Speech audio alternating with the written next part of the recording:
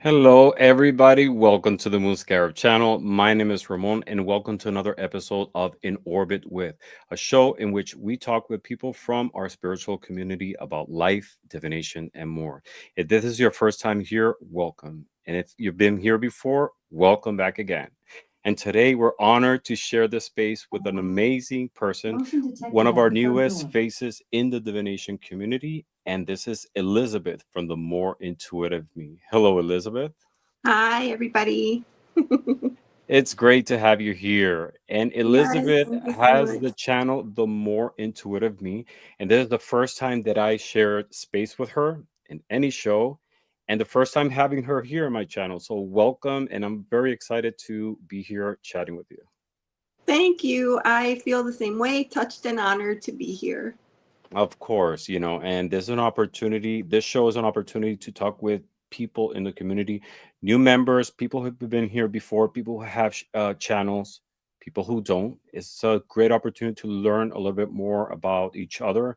And, for me, an opportunity to learn about yourself because, like I mentioned, I've seen a lot of your shows, but we never shared space, talking one by one on Right. one about yourself. And that's what we're doing here today. Awesome. Yeah. So let's say hi to a few people here. And we have Desiree. Hello, Desiree. Hey, Thank you Desi. for being here. We have Essence of the Moon, the beautiful Selena. Hello, Selena. Hello. Thank you for being here. We have Purple Moon Tarot. Hello, welcome. Thank you for being here. Great to see you. We had the awesome Bill. Bill, it's awesome to see you. Thank you for being here, Bill. Have you been on Bill's channel? Yes. Yes, yes, you have. Yeah, Isn't it fun, right? it is Coloring the card. fun. We've Uh-huh. had fun, many times on his show, and yeah, we'll do it Yes. again. We'll do it again, Bill Bill. Bill is so talented and he's an amazing poet. I love his poetry. Yes. I think he's really gifted, and it's great to have that voice in the community as well. We have Joe G. Hello, Joe. Great to see you. Thank you for being here. And we have more people pouring in, and as they post comments, we'll be saying hi to them. Mhm. So, like I mentioned before, you have a channel called The More Intuitive Me, and I posted the link to your channel in the chat. It's also in the description below if you're watching the Mhm. show on replay. And I just want to talk about you and your channel. So, tell us first a little bit about yourself, Elizabeth. Mm. Well, I've been reading tarot for about, I'm going on 6 years now.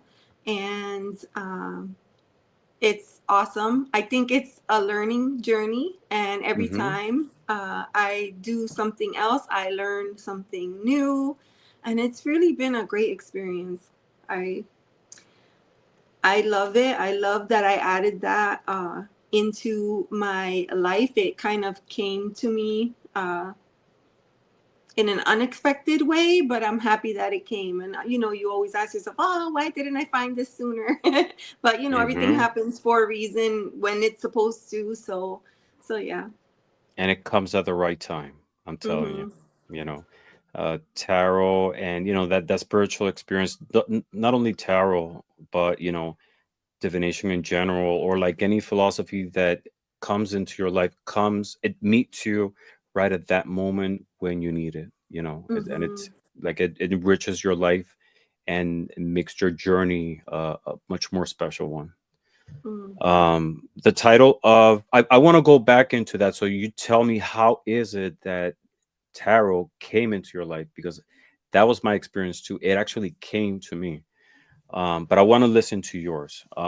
We have Anita K has stopped by also to say hi. Hello, Anita. Tell me the title. Why the title of The More Intuitive Me? First time I heard it, I was like, that's a puzzling title. Tell us It where it came is. from. Uh-huh. It is. But I think it's all about the journey of learning to trust who Mm-hmm. you are and the things that come to you intuitively. And so I like that. I really wanted to have something separate than, my regular day to day life. And I actually created the channel name before I had the channel. Yeah. So it was my Instagram handle when I first Uh-huh. started tarot. And so it just seemed natural that when I created the channel that I would just use the same name. Mm. It sounds Hmm. like the first time I heard it, like another aspect of yourself. But it's like the Hmm. me or me and the more intuitive me, like that side that it's much more in tune with spirituality, with the esoteric, with intuition in general, right? Yes. That's what I got from it the first time I heard it. We have some more people pouring in. We have Moira. Hello, Hi, Moira. Thank you for Moira. being here. It's great to see you. Windsor Reflection. Great to see Revneet. Hi, you. Revneet. Great to see you. Thank you for stopping by. We have my buddy Bobby. Hello, Bobby. Hey, Bobby. Yes, if you're not subscribed to Bobby's channel, please do. We're having a show on Thursdays called Behind the Moon, and it's a different topic every week. And last night we discussed different forms of divination. We went through the Mm, like name by name of 25 of the most common divination methods, and with examples and everything. 25 of hundreds that exist, and it was a very interesting show. it And was fascinating. Yeah, it was it was fascinating. awesome. Yeah. So Mhm. every week, the three of us, like we share great energy. We're going to be discussing a topic related to divination and spirituality in general. Awesome. So, yes, please swing by Bobby's channel and subscribe. Um, yeah. So, what? How do you define intuition? Let's start with that because it's part Mm. of like the essence of the title of your show. What's intuition for you? I think that I've always felt intuitive from a very early age, in Mm-hmm. touch with things from youth, but I think probably stinted at an early age as well. I've always had very vivid dreams. In fact, today, most of my messages and most of my communication with my spirit team comes through dream form. Mm-hmm. So it's a part of me that I feel like I don't know that I allow myself to connect to or show it as much. Hey, and Hi, Ange. in day to day life. And I think at that moment, that's what I needed. I needed to be able to connect with that, allow myself, you know, the space to be able to do it for myself. Mm-hmm. Yeah. And I So think the goal would be eventually that I would be able to integrate like my whole self into one, instead of having like different, the me that's the mom, the me that's the, career person, the me that's the more intuitive me. I mm, what I am, my aim would be to kind of, you know, just be one. merge all those me's into one, right? Hmm. Hmm. Wow, that's a high goal. I'm telling you because that's part of like the experience of being human, right? We have like so many facets as a diamond. Hmm. There's Elizabeth, the customer who goes to I don't know Walmart, the friend, the mother, and people get to see like a lot of different sides of who we are. I think is that we get to see who we are behind all those different facets, right? And still in that process, we discover a lot of ourselves between those different windows to the world, Hmm. you know? Yes. Yes. And And also, if I could say that as I progress on my journey towards my spiritual goals, I can see the progression in all of those facets. Like I can hmm see the differences in Elizabeth the mother, Elizabeth the customer, Elizabeth the driver, right? Because that's probably hmm that's probably like where you're the realist is behind the wheel. ah! Uh, when they cut you off, right? yeah, get out of Uh-huh. the way. Yeah. No, it's true, and you learn from the interaction of those different energies. But Mhm. at the end, there's a common denominator between all of them. There's like an essence of who you are deep inside. Yeah. And sometimes with new interactions, new experiences, you get to a deeper level of understanding of yourself. Mm. Mhm. Um, and it's so going back to intuition. Do you believe um intuition is inherited as, I mean, it's a basic part of the human experience? It's something that we developed? Is something like, what's your view in terms of um intuition and the human experience? I think that we're all gifted, right? I think that we all have gifts, but I feel that some of it could be passed through lineage, right? Some Mm-hmm. through mother. I feel like sometimes through mother, I feel that things are passed on, but it really depends, right? The home environment, because if you're in a home where they're highly religious and they kind of shut down all of those different things, then you don't really explore that, or you shut it down or shut it off until later in life. Whereas if Mm-hmm. you're in a home, like for example, here in my home, I encourage that for my kids. I encourage them to always listen to their gut and to, they're both of my kids are very intuitive. Mm-hmm. But I didn't have that growing up. So I came to it much later. So tell But us about yourself growing up. We want to learn your journey, your development from, early age in life, your experiences with your family, spirituality in general, and any experience that you want to share with us that took you to this point of your journey in which mm, you're sharing your voice and your energy with people. I, I grew up in a very large family. Uh, my parents are from Puerto Rico. I was born and raised here in New Jersey. Uh, Inner city is what I would call it, right? Mm-hmm. And, we went to church. We went to church because that's what we did, right? We grew up Catholic, and we always, and I don't know that I ever questioned, not once in my life. I just accepted that whatever they said was the truth and never thought about it. I don't think I started to have questions until much later in life, as I approached marriage, as I approached raising my kids. That's when I started to have questions, doubts. Um, it was in those later years that I remember I took a course in college about world religions. And that was fascinating and eye opening for me. And then when I married, my husband was a different faith.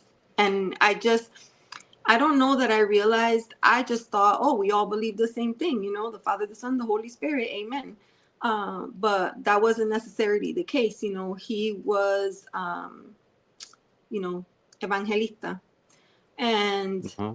you know the Catholic Church is very ritualistic, like pretty much we do Pentecostal. all the things that the evangelist church doesn't like, right? Mm-hmm. So yeah. Pentecostal. Mm, Pentecostal. see. Pentecostal. Yeah. Hmm. Mm-hmm. Hmm. Mm-hmm. So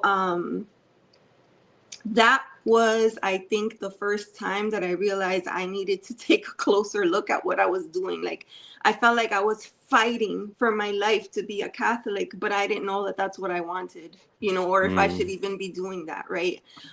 So I feel like that's when everything kind of first started for me, making those decisions. Well, do I want to baptize my kids in the church? Like, do I want to do all those things? Mm-hmm. What do we want to do?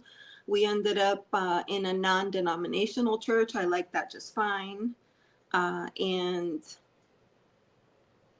as life goes on and experiences, I don't know, one day I and I don't even know how. I literally know no one that reads tarot. It just, I'm starting to recognize, Ramon, that my guides speak to me energetically. And I don't know that I ever picked up on that before. It's just a knowing. Mm-hmm. And so it was like one day, just out of nowhere, that came to my mind. And before you know it, I was putting uh, different decks into my Amazon cart, and then like no, and then taking them out and putting them back in and taking them out and putting, and then finally just doing it, right? Just getting the deck. And that's kind of how I started. It was it was a surprise to me and to everyone around me. I'll say that. Really? Have you had like any experience with tarot? Someone who you knew who practiced tarot? Like, how did you? What was your concept of tarot at up to that moment when you started putting it in your Amazon cart? Uh-huh. But Hmm. why tarot? Like, why tarot? How did you get I to think the make that decision? stigma, right? Like the stigma around, for some, I feel like tarot was connected to, my perception growing up was connected to like black magic, Mm-hmm. santeria, and all these things were frowned on. Yeah. Mm-hmm. And so because that's what they, I'll use the air quotes, that's what they said, so then they must be right, so I must stay away from that, right? Until Mm-hmm. you start to come into your own and you start to ask your own questions, right? I was not one of those inquisitive kids that ask questions at an early age, because I came from a very strict family background where using your voice was not encouraged, asking questions, that's not what girls do. Girls don't sit like that. Girls don't talk like that. Girls don't laugh like that. Girls don't ask questions like that. So I was like stunted at a very, very early age. Mm-hmm. And I just did that for the rest of my life until I came into my own. Mm-hmm. Yeah, totally get it. It's and I think we all had that perception of tarot, divination, but tarot also. A lot of it comes from movies.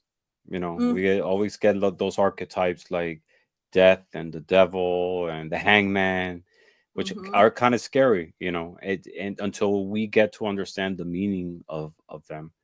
But also part of it, especially from religious institutions, I think it's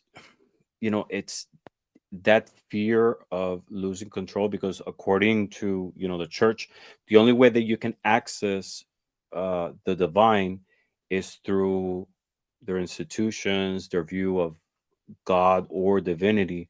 Whereas with divination, if you practice it with spiritual purposes, you have control of access to the Mm, divine. It's mm-hmm. different. Like, it's much more empowering than being under control of an institution or religious figure. You know, Yes, that's my yes. view on it. We Mm-hmm. had some more people that came in. We had the awesome Miss Tarot D. Hello, Miss Tarot D. I've It's been lovely to teasing have Miss you Tarot here. D. I've been teasing Miss It's Tarot D because Miss Tarot D was in my dreams a few nights ago. what? Oh my Yes, God. Oh, yes. well, I don't know if I want to know the details. Was she sassy? Let me just ask that. Was she sassy in the dream? She was trying me. She was trying me. Okay, yeah, okay. It sounds like her. We have Witchy best friend. Hello, Witchy. Thank you for being here. We have Anita K. Hello, great to see you. Who else do we have? We have more people pouring in. That's funny. Telemundo of Tarot. Uh-huh. Yes. we had we had the beautiful Linda Fraser. Hello, Linda. It's great to see you here. Oh, we have Madame Maruta. Hello, Maruta. It's great to see you here. Joanne Miranda, thank you for being here. We all came to see you. If you haven't followed Elizabeth's channel yet, please do so. The link to her channel is in the description below. and I put it on the chat. Is at the very beginning of the chat. We're gonna talk a little bit more about your channel and what content you share, but please, everybody, subscribe. We have Alexis. Hello, Alexis. Great to see you. Alexis is one of those new faces that I want to have in this show as well to chat. Mm-hmm. Yeah, Yes. the big heart. That's awesome.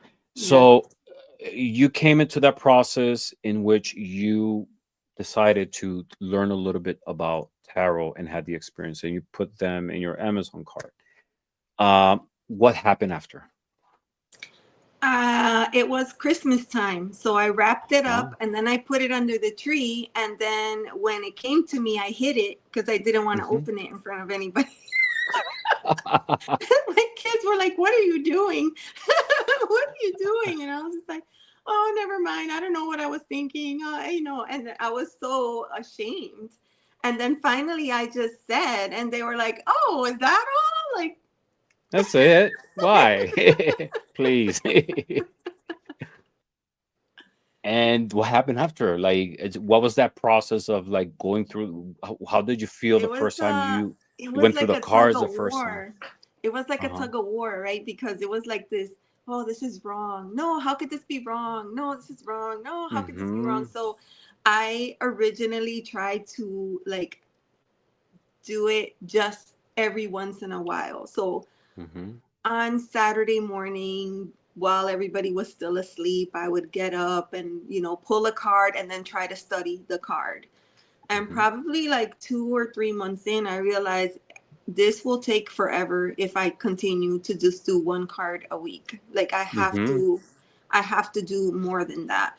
And so in trying to research and learn, that is when I found Tarot Tube. I did not find Tarot Tube until after like this whole thing. And then I was like, what? I had no clue. No clue. Mm-hmm. Mm-hmm. Yeah. Yeah, that there is a community. That was kind of like my case too. You Mm-hmm. know, I when I started in tarot, I did some more research, through books and but came across a couple of videos, and then I started following people, and then I learned that there is a whole group, and over time you get to discover much more, because within the whole tarot community there's like different segments. There's people who use tarot for psychological exploration. Mm. There's people who use it for divination. There's people who combine tarot and I don't know, Wicca, tarot and different divination tools. Like there's like a whole plethora of points of view and ways to approach tarot and divination in general, and it's fascinating. Mhm. Because they're all different. They all have something to add. That's why I always, and there's people who've been in the community for years as spectators and participants. They don't have a channel yet. That's why I say, please do a channel, because there's always something that you can add. Your energy, your voice. There's always something new that you can add to this whole community. So I Mhm. always bring this up in in any live that I do. I always encourage people to do a channel. um, and so how was that process of learning about the cards? What was your approach? That you started with keywords. How was it? I started with one card and I would just study. Like I started with the Radiant, and that deck came with a very thick, a nice guidebook. Like it came with a Mm-hmm. very nice guidebook, and so I just studied that. And once I found Tarot Tube, my early learning notebooks, Chris Butler. That's who I watched in the beginning. Are you here, Bobby? Chris Butler came up again. Chris Butler. It always Bobby. Any live that he does, Chris Butler comes up. Bobby is here, so it might have been manifesting it. I love Chris Butler. He's really talented. I have Hmm. a couple of his decks. It's one of them. The Healing Light Tarot. I have two copies of it. The Healing Light Yeah. Lenormand. They're beautiful. I have the Quantum Tarot. He's really gifted, and I'm looking forward to having him in the show. And Bobby is a great admirer of him, and so am I. And it's great that you as well. Hmm. So tell us a little bit more. Where Yeah. do you feel you're at in this journey about learning with tarot? I feel like once I put the RWS aside and switched to a different deck with more modern artwork on it, that really opened up my readings. They started to Mm, make more sense. Before, I kind of felt like I got this card and I know what it means, but I don't know what it means for me. So once I switched, I think my first deck after that was Light Seers. And once I switched to Light Seers, it started to kind of come together. But even still, it was hazy and I was just learning from different people. Like I would watch Don Michelle or Lisa Papez and look at their styles. And then pull what I could out of that. But I don't think it was until I started to film my readings and voice them out loud that it started mm-hmm, to make sense, because prior to then I would do my readings, look at my cards, open my journal and start writing. mm-hmm. And I processed readings that way for years. It wasn't until I started filming my readings that I started to really plug in. It was filming self readings or readings that you would do Hmm. for others. No, Self for readings. myself. Hmm. Okay, that's Hmm. interesting because you get to. It's a totally different experience. You know, you get to see the interaction between one card and the other, how the meanings can vary depending on the question you have, how your own interpretation changes depending on your mood that day, how the energy, your Yes. energy, the energies around you, adds sort of like a different layer of meanings to the cards. Yes. I think the other thing too is allowing yourself grace, because what I realized was that a lot of people that were on YouTube, it was almost like a production, a show, right? Like Mm-hmm. pull a card. Oh my God, somebody's after you. What could it be? Let's pull another card. And they like throw 15 cards on the table and, and what are they really saying? And so you think to yourself, oh, that's how it's supposed to be. The insight is supposed to just download into your brain and you're supposed to run with it. But I realized that that's not the type of tarot reader that I am. I have to sit Mm-hmm. with the cards and I have to let them linger. And I started with one and I end up over here and I jump back here. And I see myself doing this when I film my readings today. I like to do like a lot of spreads on my channel, and I could see myself making the connections, between all the different cards. But I like to take my time and do it slowly. Mm-hmm. uh but in the beginning I thought I wasn't doing it right because I couldn't like spit it out the way that other people were doing it, on YouTube. Mm-hmm.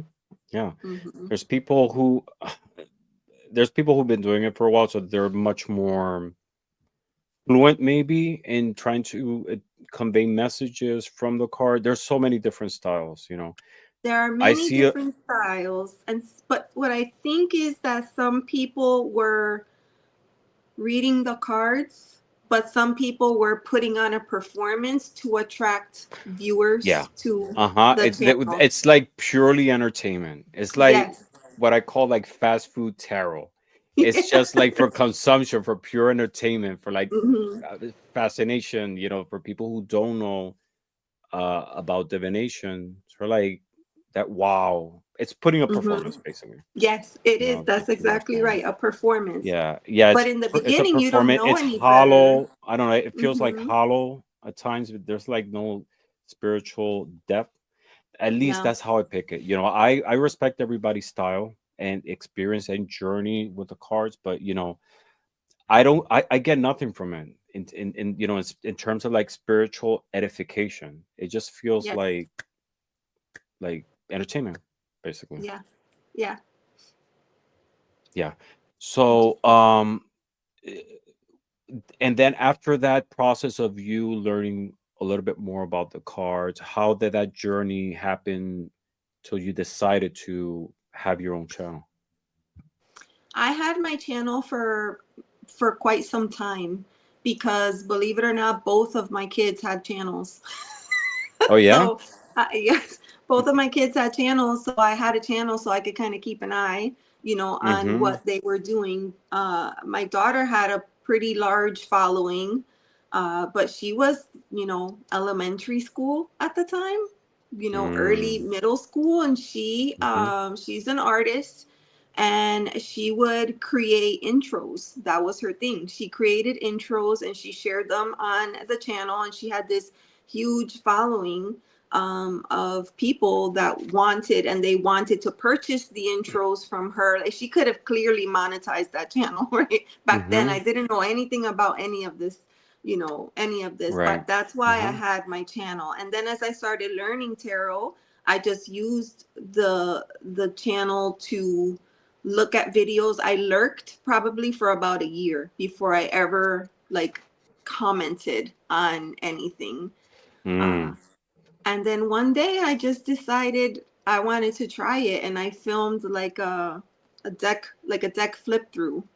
Uh-huh. And I always thought to myself, I don't know how they do it. Like, I don't know how they could talk for an hour about like nothing for so long. But then I started doing, and I realized I could do the same exact thing. So, that's how it started. Mm-hmm. Yeah, there's a lot Mhm. of that you can get from the experience of flipping a deck, your impressions, what energy you got from it, how the cards feel. Mhm. One of the first channels I followed was Simon from the Hermit's Cave. Oh yes. Mhm. He's amazing. And I fell in love with the way he described the cards because he describes how sheen the cards are and how it's like that buttery feeling. It feels like you're touching the cards and tasting them and smelling them. Yes. Like he's very gifted with describing the experience of the cards. Mhm. And as I established a very good friendship with him, we're friends. It's one of the first channels that I ever followed, and I learned a lot through. Even though he does mostly like flip throughs and Mm. chats, conversations. Kappa. I A kappa. Yeah, yeah, yeah, yeah. The couple, yeah. Um, I learned about some other divination tools through some of his videos. And that's how you get something from each person you channel that you interact with when you start Mhm. in the community, and then you find like your own voice, Yeah, your own for style, sure. what things resonates with you, which people are much more uh, I don't know, connected to what is it that you're looking for. You discover yourself in the process. Mhm. And Yeah. I would say as well that I primarily focused on pre-recorded content for, you know, for always. It Mm-hmm. wasn't until last year, uh, right before the hurricane, and I was just a nervous wreck. And I was like, I don't know how to do this, but I'm just gonna try and figure it out. And I went live, and Ange stumbled into my channel, and the rest is history. Yes. So let's talk about that. Let's talk about what content do you currently have in your channel, because I know you share a show with her, which is Mm, fascinating. You do it, it's outside, this in the exterior when there's full moon and you have like this ritual and it's this beautiful energy. Tell us about that show and what is that you do, what you share, so people can learn a little bit more about your content. mm. That show is amazing. I love it, and we had to pause it. We had to pause it because this is the time of year in Florida where just the weather gets wonky. So we had about 6 days of rain, Mm-hmm. and I knew that it was gonna rain that evening. It was just not gonna work out, and the firewood was just completely saturated. But it was something that Ange and I talked about all the time. Like, eventually, there's gonna come a point where we're not gonna be able to do this in this way. And I tried so hard to find a way to reimagine it, move it indoors, but it just doesn't have the same, mm, you know Mm-hmm. to take the show and move it inside, because a big part of that show was doing the outdoor fire and having the Mm-hmm. camera up on the moon and the release that came from it. And this whole thing stemmed from I added a drum to my practice. I absolutely adore sound healing, and I wanted to add a drum, so I added the drum. And I was gonna go. I'm fortunate where I live. There are drumming circles that you could attend on the night of the full moon and that type of thing. And so that's what I tried to do. And for whatever reason, I couldn't get to it that day. I just couldn't get to it. Okay. And Let's go. Let's pause for a second. Let's go back. What is the title of the show? full moon magic. Full Moon Magic. So Hmm. the format of the show, it's in the exterior when it's full moon. On And the night what of the is it? full moon, Mm-hmm. we come together and we invite everyone to create a sacred space for themselves. And then we have some kind of opening ritual, whether it's it could be a meditation, it could be a prayer. Last time I did storytelling, we did had storytelling around the fire. And then after that, we transition into the releases. Now, the show had gotten to the point where people were sending their releases in advance because they wanted to make sure that they had their opportunity. And so I take the names, put them on paper, and then one by one drop them into the fire. And So it had good after, reception. yes, it was Mm-hmm. very powerful. Towards the end, I was even starting to scry what I saw as I dropped their particular paper and take any additional messages that were coming in Mm-hmm. from that experience.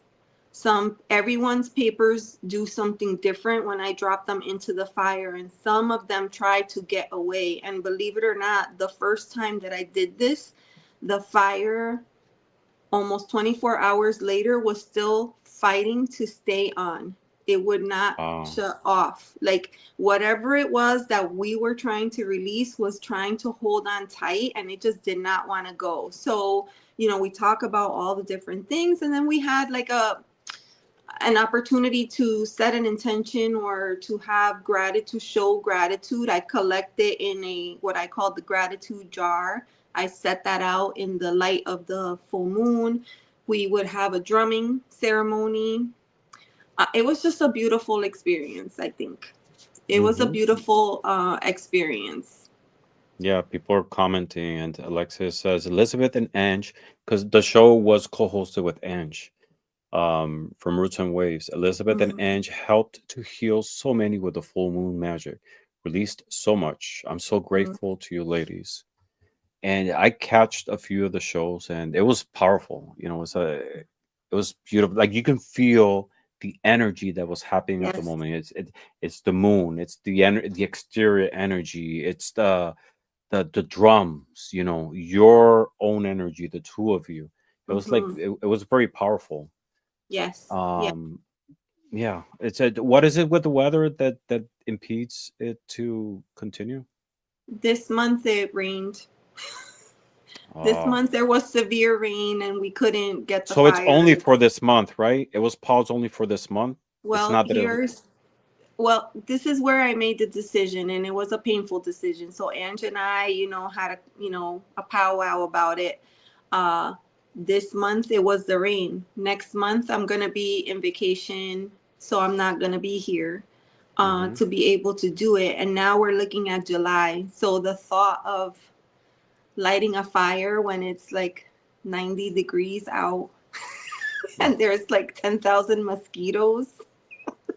Like the Yeah, that's it. mosquito situation is real. Just thinking about it makes me itch. The mosquito situation is real. So it just Yeah, I didn't can see that. seem like I couldn't find a way that like how could we still like manage it without it being this big. And then, I said, well, we're gonna have to pause it and wait for the weather to kind of cool off unless I could think of something else, some other way to do it that still feels magical. Because then I was like, well, outside of that, what am I gonna do? Get a little candle, put it there, let people, light their put their little. It just doesn't have the same effect, It's I think. different, yeah. I was like Hmm. trying to reimagine it too. I said, well, maybe the two of you on the screen with a live feed of the moon, and maybe instead of, I don't know, maybe like a bucket or something and like drown them. It doesn't work. I was like trying I to went. like reimagine I ways to was a do it, mess but trying to. It was so hard. That was the other thing. It was so hard for me to let it go because I really mm-hmm. felt like that was something that I was doing. It was so different than the rest of my content, right? Right, In right. general, Mm-hmm. what I film, I do deck flip throughs. I do card comparisons. I like to do that. I like to film spreads.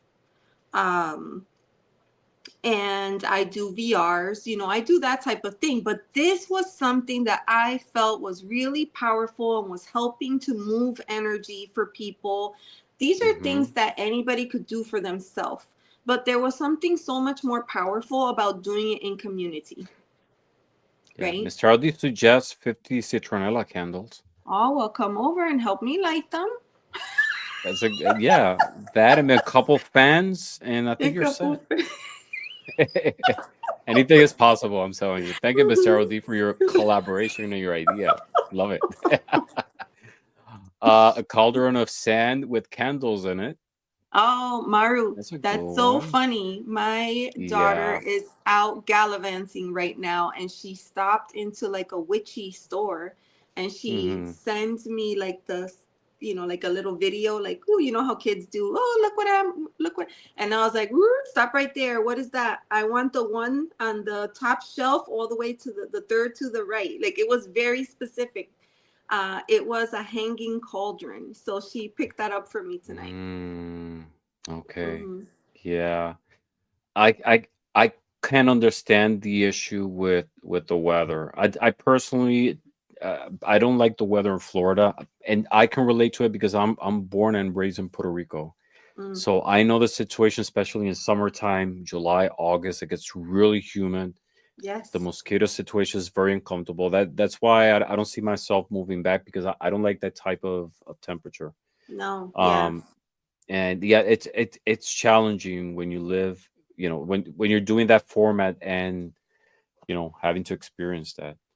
Mm. But I'm pretty sure you're very talented ladies. I'm sure you're gonna figure out something. But we definitely need that show to continue because it's powerful. Yeah, and like some people say, there's a lot of healing that people get from it, and we will hate to see it, not happen. So I'm sure the universe will open up new possibilities for it to Yes. continue. Yes. For It's sure. just Yeah. we'll light a candle and keep you in our prayers for something to come up.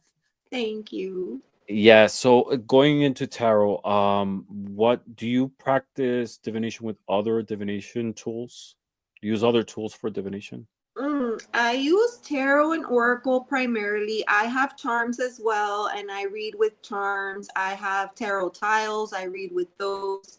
I read with crystals. I include Hmm. crystals in my charm kit. Um, Let's I explore just let's explore that aspect before we mm, continue. Tell us about divination using crystals. What's your experience? I currently in my charm kit, I have one for each of the chakras.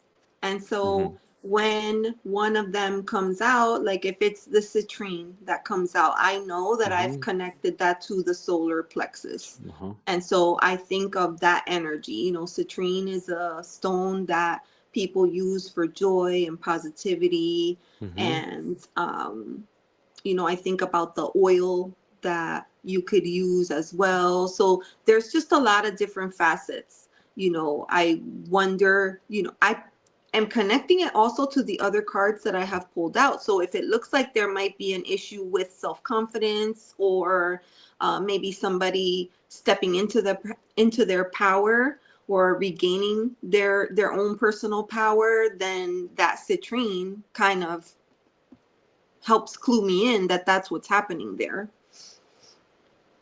Okay. Um, what is your favorite crystal? What stone is your favorite? The one that like sort of like your significator, but as a stone? That's hard. That's hard because I have so many. I think the stone probably that has been the most helpful for me are the blue stones, for throat chakra. Hmm. Like And so I lapis, always have, sodalite. hmm Yeah. yeah, for me, I think this, the most powerful one for me has been blue kyanite. Mm-hmm. So I Raw. like, yeah, I like this a lot. Um, I do keep sodalite. Uh, where is it? I have a flame somewhere, sodalite flame. Some Mm-hmm. there, and then Beautiful. this is calcite, blue calcite. Uh-huh. So yeah, it just depends on what I need. But I have, of course, all, not all of them, but a collection of all the colors. But the blue is the one that I go to the most. Hmm. It Hmm. said what's how do you feel around those blue tones? I feel like it really helps me open up Mm-hmm. my throat, my communication. Not just not just spoken communication, but also like listening is a big part of communication. So it helps me balance that out. Hmm. Interesting. Hmm. Yeah, mine is malachite. I love malachite. Ooh, It's yeah. such a beautiful stone. It Hmm. brings me peace, but also reminds me of like the complexity of life, of the Hmm. energies, because it has that combination of like green and black, those strong contrasts of Yes. colors. But it's so energetic. And every time I see malachite, I have a couple of them. It's so soothing and powerful. I get a lot from it. One of my favorites is chrysocolla, and I the piece that I have is chrysocolla with malachite. They're mixed together in a Uh sphere. huh. Oh, it's so Wow. good. Yeah. That's beautiful. That's Hmm. beautiful. Do you use them sort of like to enhance the energies around you, or do you actually read with them? Like you have a collection, maybe you pull one, another, and then you get like a message from the energies of each one of them. How I do you keep use them. stones? I keep them close always. I have them on my reading table. I have them in my workspace. I do a lot of intention setting with crystal grids. So I have crystal grids both by my workspace and in my kitchen space. My crystal grids, I use crystals, I use tarot, I use charms, and I use spices as well. Like I have an abundance grid right now, and I have bay leaf on that one. So I just put them together. I have a ritual that that I go through, and I bring everything together. I program the grid, and then I set it out. And then when I take it down, I have a ritual that I use to take it down, and then cleanse them and have them ready for the next time, whatever I might need. So I use them in that way. I have a lot of palm stones. So if I find that I'm fidgety when I'm working, then I may keep, you know, a stone close by just, for help. Hmm. Protection stones, I have a bunch of protection, so all the black ones. Um, so yeah, a little bit of everything. Okay. Look who's here, Thais from Gemini Rising. Oh my God, it's been a while. It's great to see you.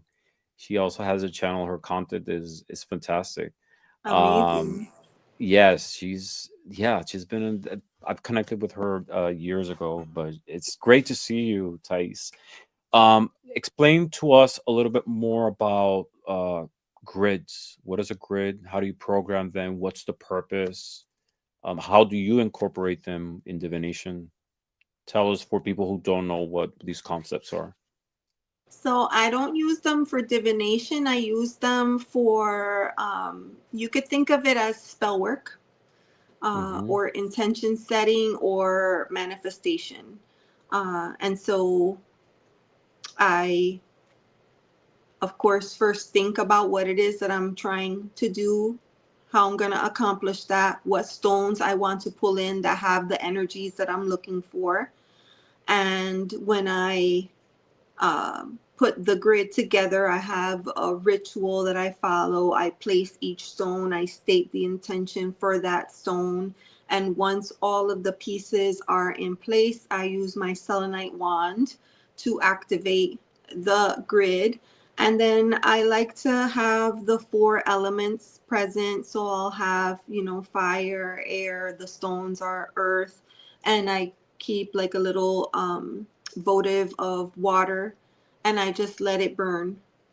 And once I program the grid, it depends. I recently did one to help a friend uh, who was having some, challenges, and I wanted to send positive energy her way. And so I created this grid and I put it together, and then I let it sit there for probably around 6 weeks. And then I took it, and then I have a ritual, and I thank the stones for the work that they've done, and I release the energy. And the rest is, I don't take the grid down because I know it did what it needed to do. I take the grid down because I know, I trust that if it's in the highest, you know, and for the highest and best of the person, that it's going to happen.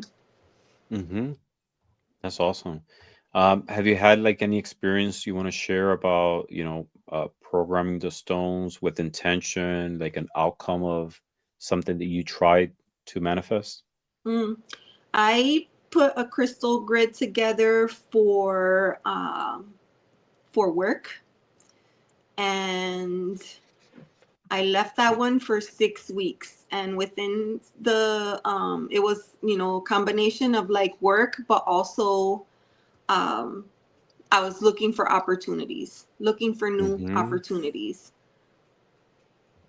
Of course, growth and advancement and development, but financial too, because let's be real, right? We need we need that too. Mm-hmm. So I put the grid together, and within I took it down after 6 weeks, and at the end of 2 months, it manifested for me. Interesting. Like What? clear, Mm-hmm. like the largest bump that I had ever experienced in my professional career. So I knew that it was because of that. Mm. What do you, what's the mechanic behind it? How do you think these things works? Crystals with manifestation. What do you think it's the process between one end and the other? I think it's all about intention, and I would say that it's no different than a prayer, right? One person that fervently believes in their heart, and they, come to prayer however that makes sense for them, whether it's I'm praying to God, to the universe, I'm putting this message out there for source energy, whatever it is. You come and you do it with intention, and you create that reality for yourself. Mm-hmm. But there's a lot of like brain reprogramming that takes place when you're doing this type of work. Yeah, definitely. Mm, I love stones myself too, crystals and all, I believe they help amplify energies, mm, some more than others, but yes. each one of these stones, they have different elements, different compositions, Mm, and if we go down to the atomic level, the molecular level, each element vibrates in a different frequency, different levels. Everything in the universe is in constant vibration. So yes. I think when we use stones added with intention, it creates a higher frequency that helps manifest things. Hmm. Um, that's what I believe. How these things work. It's spiritual, but there's also a physical property to it. There Both is. merge, have an influence in our environment, in Hmm. our reality. Yeah. And I've been able to test it, right? Hmm. I wear, normally, I don't have it on right now, but I usually wear, my watch, and it like measures. everything. Mm-hmm. And I did a meditation once using quartz, and I had two wands. In my left hand, I had the wand pointing towards me, and in my right hand, I had the wand pointing out. And during the time of the meditation, my heart rate accelerated. You would think that it would slow down because it was a meditation, but actually my heart rate accelerated during that meditation. And I feel energy. So for me, I can tell when I have a connection with the stone. That's why some of Mm-hmm. them I connect with more than others. If I sit with it, I can feel it. When I Mm-hmm. go, I like to go and do my fingernails, and sometimes they do cat eye. Well, the cat eye is done with a magnet. I can feel the energy of the magnet Mm-hmm. through my hands, usually like right up to here. Yeah, there's a physical aspect, a physical property, magnetic and energetically, and that's something we can't deny. It's pure physics, you know. And even with crystals, there's computers are power and energy amplified with crystals, with quartz, you know, Mm-hmm. watches, you know. So it's not something that is just spiritual. There is a physical Yeah. backup to these things, you Mm-hmm. know. And they're beautiful. I mean, the different variety of stones and their origins, it's just fascinating. I have a whole collection myself, Yeah. and I use it for personal uh Mm-hmm. personal divination reasons, spiritual, you know, energetically. There's so much you can do with it. um um Tell us your views about the universe. What do you think there is beyond? Do you believe in reincarnation? Do you have any personal experiences of past lives, future lives that you've been able to envision? We want to know. I do believe in reincarnation. Only I would say because I've seen it in my own dreams. So I've been places in my dreams that in real life, in my life today, I've never been, but in my dream, I knew everything like the back of my hand. Give us the juicy details. We want to know. Tell us. I had a dream that I was in a location. It was not here. It was another country. I don't know what country it was. I will guess maybe Brazil. Hmm. And I was giving someone a tour, and we were walking back to my place.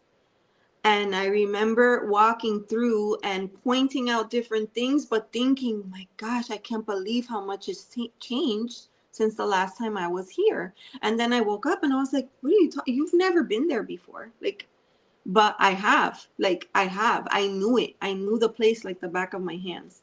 Just this Hmm. morning, I had a dream, and when I record my dreams in the moment, so I knew that it was a dream that I had had before, but this time they let me see just a little bit more.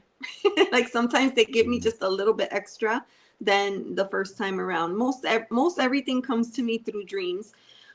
Sometimes Who's who's they? my guides, my spirit Okay. team. Okay. We'll go into that a little bit more. Tell Mm. us. Continue, please.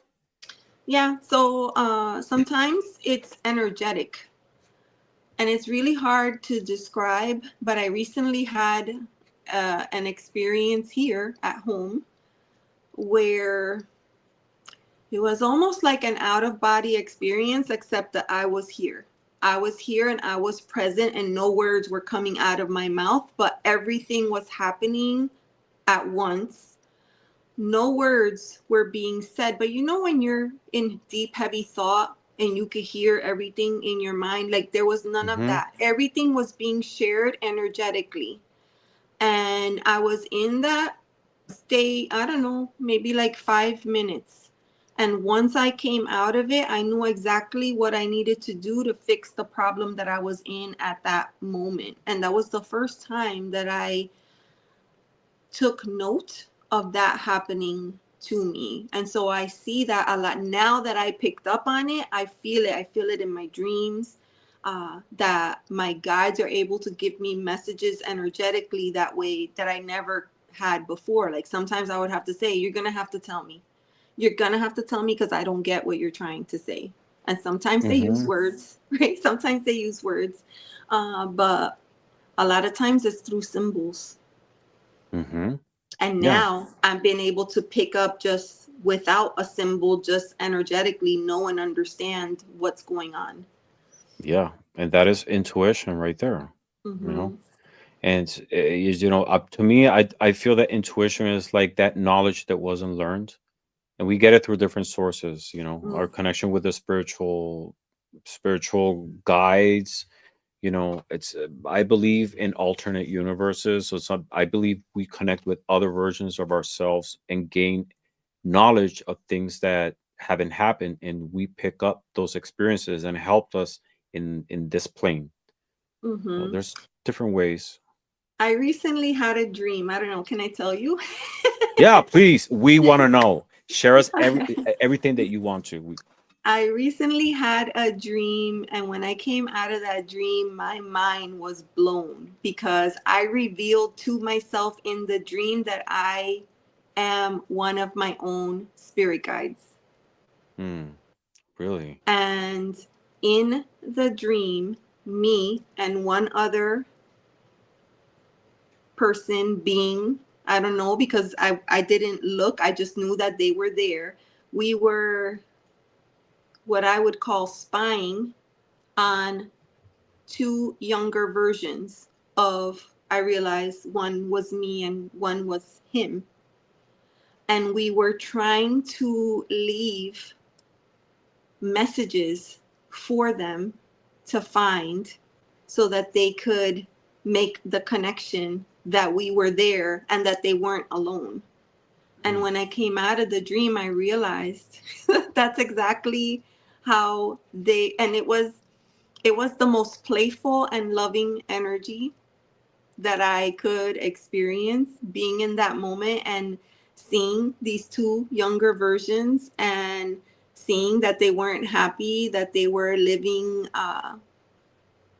under strict rules, and leaving little nuggets for them, hoping that intuitively they'll be able to pick up on what we're leaving, and just giggling to ourselves behind, like behind the veil, if you could imagine, like behind the veil, giggling to ourselves, like, "Oh, do you think they're gonna get it?" It was the most amazing thing. I woke up out of that dream and I was just like, "Oh my God." It was Mm-hmm. incredible. Hmm. It's amazing. I had that happen to me too. I gain experience of things that haven't happened through dreams, and that helps me for when I have to face it in the Hmm. real life. In this Yeah. life. We had a question here. It's Miss Geraldine. She says, Elizabeth, can you ask Elizabeth about the dream she had with me? I'm so curious. Now we're curious. What was that dream? Yes, I dreamt with Miss If you can share it. Geraldine. I'm still doing the work, right? I'm still doing the work. So this is not resolved, or I haven't like put all the pieces together just yet. I'm still integrating. But I'll say that in the dream there was an infant, a toddler, and the toddler wasn't mine, but it wasn't Miss Terodi's, but it was bonded to the two of us, and it kept coming back and forth between us, bringing messages. Mm-hmm. It was it was very profound. It Okay. was very profound. I Yes. think that's enough for us to know. Um, uh, so it's going back into it. How do you think the mechanic of being able to go into past lives works? Do you think it's something that you have control, that you can have like project yourself to experiences in the past, or something that just comes to you, something that you're able to tap into? How do you think, or what's your personal experience with it? I think that that's possible. I don't Mm-hmm. have, like, I've never done it. I don't have like the skills or the training, right? The practice to do it for myself, but I think that it's possible. I don't know that I've ever felt drawn to do that work, but I do believe that it is possible. You know, the Mm-hmm. Akashic records. I love that. The Akashic Mm-hmm. records. The great, in my mind, I visualize this grand library with all of the information that is stored, you know, to, I feel like we carry that inside ourselves, in our, you know, in our genes, in our bodies store a Mm-hmm. lot of information. I know this because, you know, sometimes I release things that I don't understand. Like, there's no possible reason why I should feel this way, yet I feel this way. And I know that I'm doing a cathartic release. So through the body. Mm-hmm.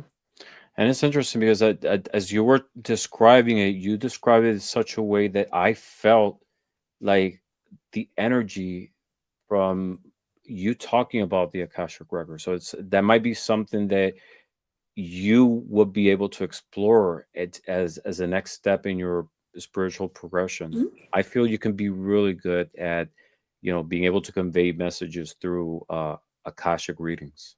Mm, Is it something you interesting. have considered? I've never thought about it before, but you know, I think at the end of the day, the biggest thing that I want to do is be a resource to other people and to help other Mm-hmm. people. However, you know, that shows up for me. So it would be something that I would consider, you know, if I really feel like spirit leads you to where you need to be, right? I feel like Mm-hmm. if that's in my path, it'll show up. It'll show up. Yeah, definitely. Hmm. What divination tool have you tried to use that you find challenging at the moment? Challenging.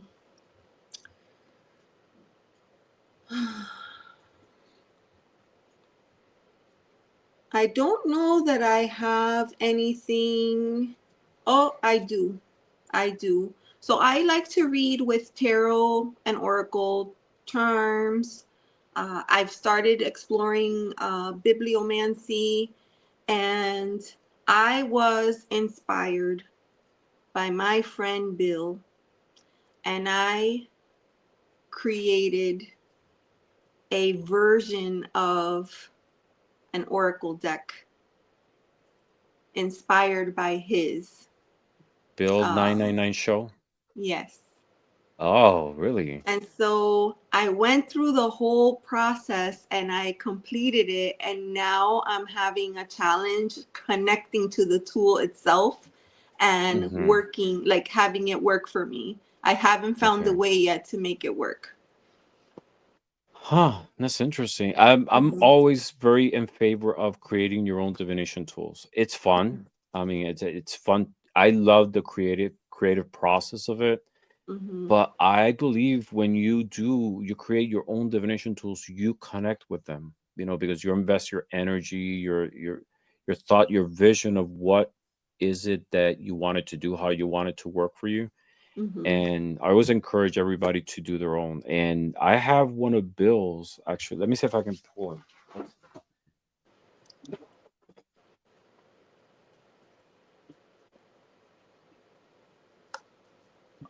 I have it right here, and it's one of my favorite ones. And it's a deck using scratch cards, Hmm. and it's fascinating because they're unique. They're one of a kind, and I always get messages from crosswords or I don't know, different combination of letters. I got this deck from him, and it's to me it's really special. It has like its own energy and vibration, and it speaks to me in a lot of different ways. Hmm. You know, and these are Yeah. scratch cards, and to me it carries a lot of energy because like when you buy a scratch card or buy a lottery ticket, you invest like so much hope in this to be able to bring Hmm. resources into your life. So it's carried to me it's carries a lot of of energy, you know, Yeah. and it definitely is step. I have his energy invested here in these cards, and in Mm-hmm. connection with mine, it speaks to me. It works with me. It works on a very deep level when I interact with these cards, you know, and I feel honored to have one of them. It's one of a kind. Yeah. Please follow Bill's channel. It's 9.99 Mm-hmm. show. He's here in the chat right now. Mm-hmm. Um, but tell us about your divination tool that you. So I was greatly moved by Bill's creation. And originally, I thought they were crossword puzzles because I've always been obsessed with them. In fact, I have at least 6 different books in my drawer right now of just different crossword puzzles. I just love them. So I used a crossword book uh, to create cards from them. Uh, and I'll show you.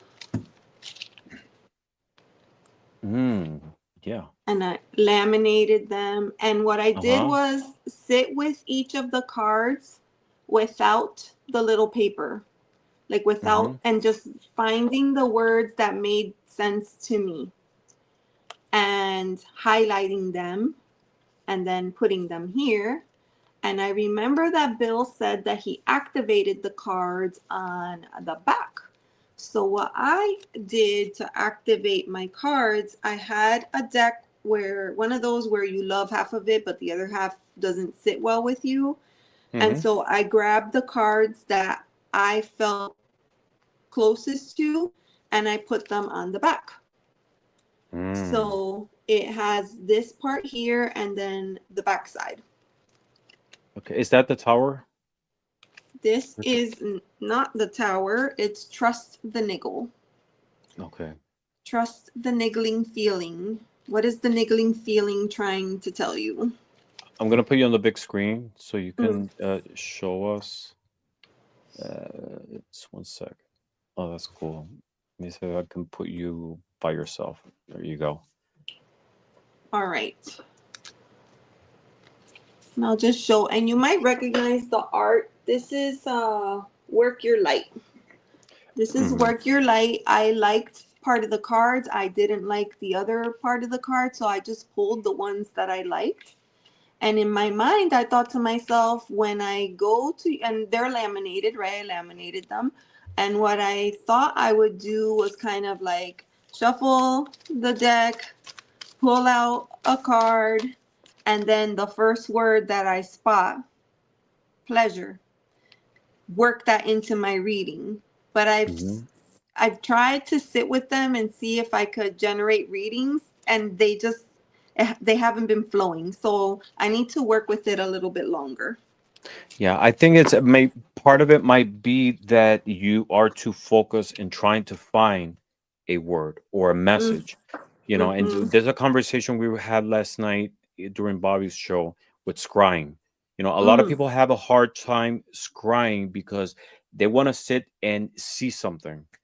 You have to like relax your mind, like open up your soul. Don't The purpose is not to find a message, and that's when the message comes, you know. And I mm-hmm. was using the example like when you're driving, you get home and you don't remember the trajectory you took, you know. You were Yes. conscientious, and a lot of times if Mm-hmm. we're focused on the road, we're just like our mind is relaxed, and like in my case, I get like visions and like I imagine situations and I can clearly see them, and sometimes I like snap out of it, and the purpose wasn't that, you know. And that's how scrying works. If you're like focused in wanting to see something, you're not going to see it. You have to like detach yourself from the purpose of itself, and that's when these messages comes out. Mm-hmm. So that might be maybe my 2 cents on it, you know. Just Yeah, like yeah. relax on the letters, you know. Don't see them even as letters, see them as patterns, and something will definitely pop up. Mm. I Yeah. will continue working with them. Mm-hmm. Yeah, In any definitely. case, And they were very fun to create. no, of course. And that is part of the process, you know, and Mm-hmm. your energy is infused in those cards. And you'll see Mm-hmm. like once you like connect with it, it's gonna work with you like fantastically. Mm-hmm. Yeah, Bill is adding a little bit things about his card. He wasn't choosy when I selected words on the cards. Yeah, and you have to Mm-hmm. be open to a story to use those cards. Yeah, definitely. Mm-hmm. Um, yeah, so we are at 1 hour and 15 minutes. Are you okay to chat a little bit more about Sure. you? Mm-hmm. All right, awesome. So, in what direction is it that you want to go with your channel? Do you have like any things, any projects that you would like to that you envision maybe go heading to? I am taking a look at my content these days and just trying to, I would say, trying different things. That's what I've been working on the last couple of months. And I recently started a series on the archetypes, and just exploring, just trying different things, seeing what feels good, and seeing if there are ways that I could evolve the work that I'm doing through the channel. Okay, the archetypes was. Can you elaborate a little bit more on it? So I put together a video on the fool's journey, and what the fool means, and how the fool shows up, and a collection of various fool cards that mean different things for me, or maybe pull on different aspects of the fool, things that we tend to forget sometimes, right? Like, we look at the card, we see the fool, we think of the keyword or the imagery, and we're like, oh, okay, it means this, and that. But sometimes it can mean different things. And I love to see how different artists portray the Fool card, or any card for that matter, see what their spin is, and pull in some of the things that we may not, think of from time to time. So I've done that, like compare the comparison of the various Fool cards, and then I end it with a reading on the Fool's energy. And that was a lot of fun, but it was just like an exploratory. I'm just going to do this and kind of put it out there and see what happens. But it was really well received. So I continued the series, and I'm working on That that now. that Hmm. is awesome. I love it because like 2 years ago I did a video like that.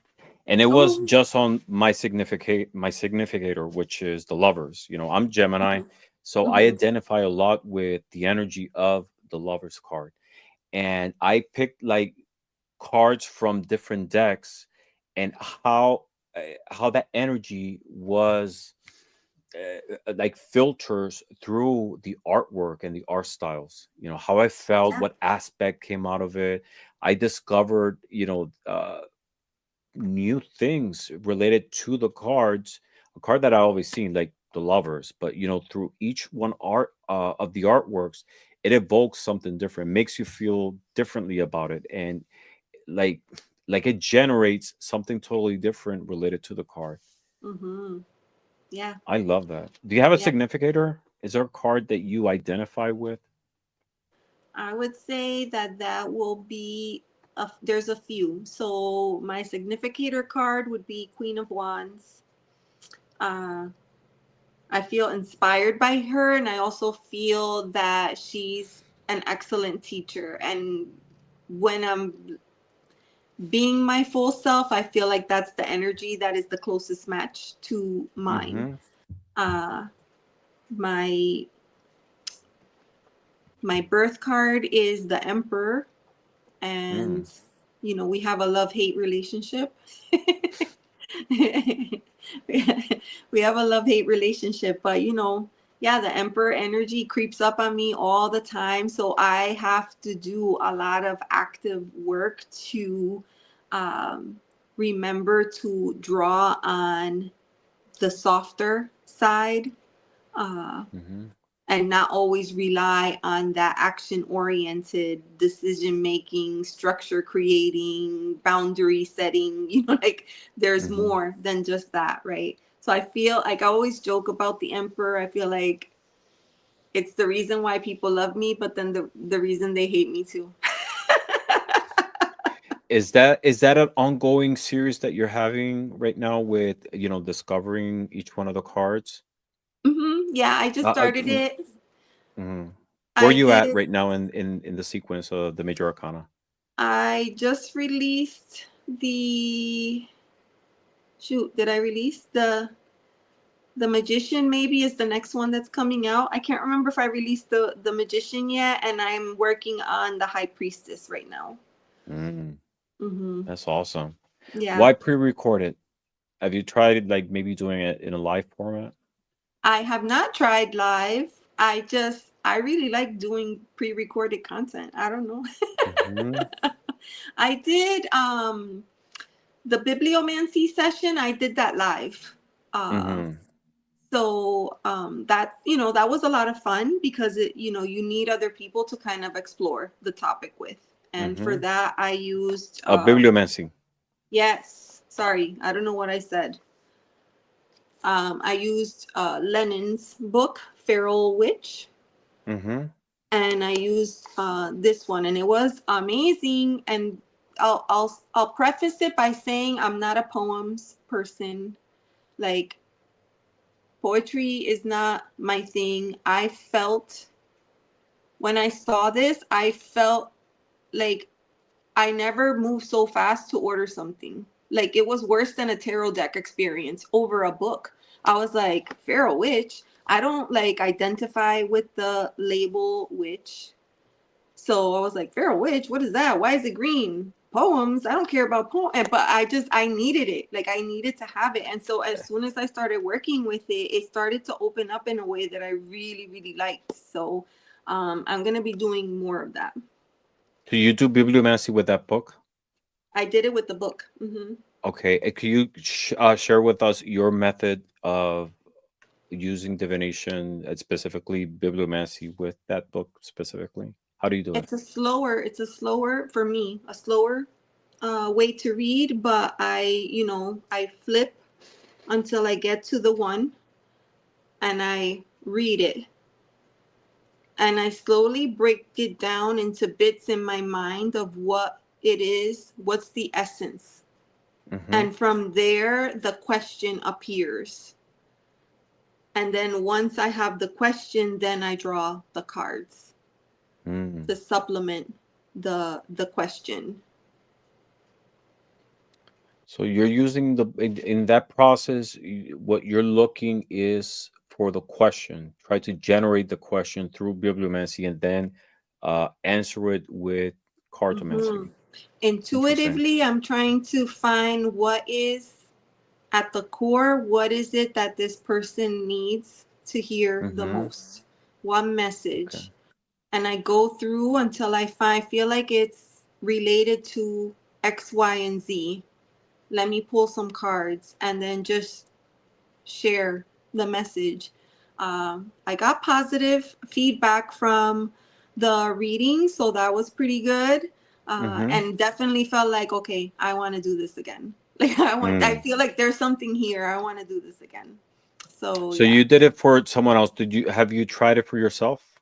I haven't done it for myself yet. That night I did, I don't know, maybe like 5 or 6 readings, and I just picked up this one, Mm-hmm. Girl Mess, and I'm planning on doing that with this. There's so much that I have like going on right now. Mm-hmm. I think I left you a comment on one of your videos. I'm doing spiritual homework. I really and truly am doing spiritual homework. Yeah. I do a lot of Uh-huh. journaling and a lot of soul searching, and my dream work takes, like, I have a lot of dreams, right? I have a lot of Mm-hmm. dreams. So and some of them they're just a dream, but most of them have something, a message to deliver. So I want to make sure that I am doing that work. So and then I have to give myself time, right, to integrate the message and before I do other things. This is why I don't pull cards for myself the way that some other people do. Like, I don't do like, oh, card of the day, or weekly card, monthly spread, full moon, new moon. Like, I do the Mm-hmm. cards when I need them. Yeah, Um, of course. yeah. So my practice is a little bit different that way. And you don't have to follow anyone's style or technique. Mm-hmm. You know, you have your own, because Yeah. at the end it's what resonates with you, what works with you. Mm-hmm. Otherwise we're just like copying, and it becomes that thing we were talking about earlier. It Yes. becomes hollow, you know. Yes. On the surface it might look good, but it doesn't work, you know. I have, I'll be honest, I have filmed full videos before. Most of my videos are 20, 30 minutes, sometimes an hour, depends. I Mm-hmm. have filmed full videos before and then gone to editing and thought to myself, I don't even recognize who this person is. Like, I don't like, this is not me. Like, it feels like I'm trying too hard to convey something that just doesn't feel right. And I will just Right. delete it and move on to Mm-hmm. something else. Have Yep. no problems doing that at all. I'm like, Mm-hmm. move on. Yeah. Yeah, Because of I course. want to be authentic, right? I have a voice and I have a message, and my methods are, unique to me. And I want to come with what I have. Mm-hmm. Definitely.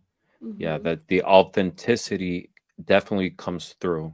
When you try to Mm-hmm. force it and fake it, people smell it, you know. Yeah. It's that energy. It doesn't resonate, you Mm-hmm. know. And Thais was saying interesting technique. I actually used the book as the oracle that offers the message or answer when doing bibliomancy. Yeah. Yeah. Yeah. Yeah. And this Mm-hmm. is all new for me, so I'll be exploring it in different, like from different angles or aspects. So yeah, it's Mm-hmm. very exciting. Yeah, definitely. That was one of the divination methods that we were talking about last night during Bobby's show. I Mm-hmm. love bibliomancy and sticklemancy, because you know bibliomancy is divination using like a spiritual book, you know, like the Mm-hmm. Bible, for example, some spiritual text. Sticklemancy is when you use like any other book, poetry, or you know, it's still, you know, we all lump it into the same thing. So bibliomancy for us at this point is just divination using a book, but we use, it's interesting that technique you use, because I use a different one. For me, I combine books with dice, you know, because, Ooh. and I was explaining this in the show, when we flip through a book, on rare occasions we go like to the first page or the first pages and the last ones. We usually fall like in between. So to give a fair opportunity to all the pages, I use dice up to the numbers of the book, and I just toss the dice, and then I get a number of a page, and then I pick that page. Oh, I okay. Yeah, I Yeah. specifically use a dictionary, which it's an English language dictionary, and Mm. it's 100 years old. And I have five dice that I use with that. Three are for the page number. One is for the column. So that column, that has, each page has two columns. So it's a dice that it's one or two, Mm-hmm. and then another one for the line. So I tossed all five dice, and I gave the page, the column, and the line. So it Oh, tells me that's specifically, fascinating. yeah, the Mm-hmm. word, and that's the message I get. You know, Oh, I I love that. meditate. Yeah, I Mm-hmm. meditate on that. I actually have a video on it. But you know, it's we all have our ways to, you know, use our divination tools. And with Mm-hmm. bibliomancy, like Bill has a coloring book, which I have too. The one he uses in his show. Yes. I bought it a while ago. I haven't used it yet, but when I bought it with the idea of, you know, applying it with bibliomancy. You know, just like flip through the pages and you get a card. You know, that might be a Mm. message. There's Mm-hmm. different ways. You know, you can use. I mean, at that set that he gave me of cards, I use it in bibliomantic terms. You know, I extract, you know, like a word, and get a message from it. So Mm-hmm. it's whatever resonates with you. Yeah. Yeah. There's no wrong or right way of doing it. Yes, and that's the Yeah. beauty of it, which I try really hard to talk about that a lot on my channel, because I feel like when I first started, it felt like there was a right way and a wrong way. Mm-hmm. And if you were learning, it could be very confusing. So I don't know if I get a lot of people that are looking to kind of learn, the tarot, but just in case they stumble, like I want them to know that it's okay to take time to develop your own practice. And Mm-hmm. it's just as valid as the other person that puts on the production, or the person that, like gives all these, like you were saying, hermit's Smokes and cave, mirrors. right? You know, like Yeah. he Uh, is able to give you this amazing. This if you close your eyes, you could visualize you can, everything. yeah, through the words, Yes. he's very gifted with words. Is Mm-hmm. it the way he describes, like, he's very gifted in that way. You Mm-hmm. can feel the cards, smell them just by the beautiful way he describes Yeah. each one of the cards. Mm-hmm. But yeah, I mean, it's each there's always something that we can get. Doesn't matter, like, let me go back. So when you start in the community, start learning about divination tools, you're always stuck in that mentality of like the right or the wrong way to Mm-hmm. do, to practice. And I think it's normal because you don't know the implications of how you connect with the tools. But as you start working with them, learning about them, you find your way of how to manage it. It's like when you're doing a recipe. In Mm-hmm. my case, I love to cook. When I do a recipe the first time, I follow exactly how it is. Then I sort of like dismystify it by going through the experience, and then I know what to change the next time. And I think it's that the same way with divination tools. You learn it, or you get the initial experience with it, but then down the road, you find your way to connecting with them. Yes. Yes. Sometimes even the meaning with the cards. With Lenormand, for example, I love Lenormand. And in Lenormand, like, a couple of the cards, like the traditional meanings don't resonate with me. Like, for example, mice. Oh People yes. associate mice with, it's things eroding or things decaying. But Mm-hmm. to me, mice represents wisdom. And the example I Mm-hmm. always use is, you see Lord Ganesha with a mouse. Always, any depiction of Lord Ganesha, he has a mouse, and the symbol, what it represents, is wisdom.